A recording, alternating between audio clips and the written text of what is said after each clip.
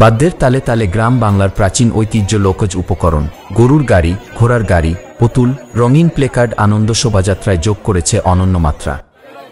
বাংলা নববর্ষ উপলক্ষে সকাল 9:30টায় উপজেলা প্রশাসনের আয়োজনে শার্শা পাইলট মাধ্যমিক বিদ্যালয় মাঠ থেকে বের হয় আনন্দ শোভাযাত্রা।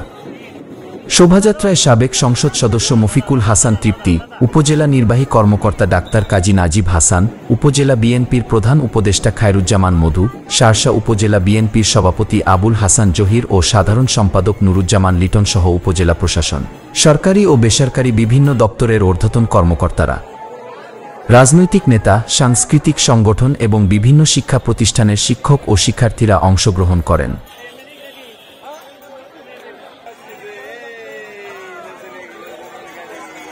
এদিকে উপজেলা বিএনপির আয়োজনে আলোচনা সভা ও আনন্দ শোভাযাত্রা সহ নানা কর্মসূচির মধ্য দিয়ে পহেলা বৈশাখ উদযাপন করেছে। যশোর প্রতিনিধি ওসমান গনির পাঠানো তথ্যচিত্রে ডেস্ক রিপোর্ট, মিশন 90। আমরা যে র্যালির যে প্রক্রিয়া আমরা যেটা করতে চাই সেটা হচ্ছে আমাদের বিএনপি যুবদল, তারপরে থাকবে মানে তারপর 2 নম্বর, তারপর 3 নম্বর, তারপর মিশন 90 সংবাদের পিছনে নয়, ভিতরে ছুটি।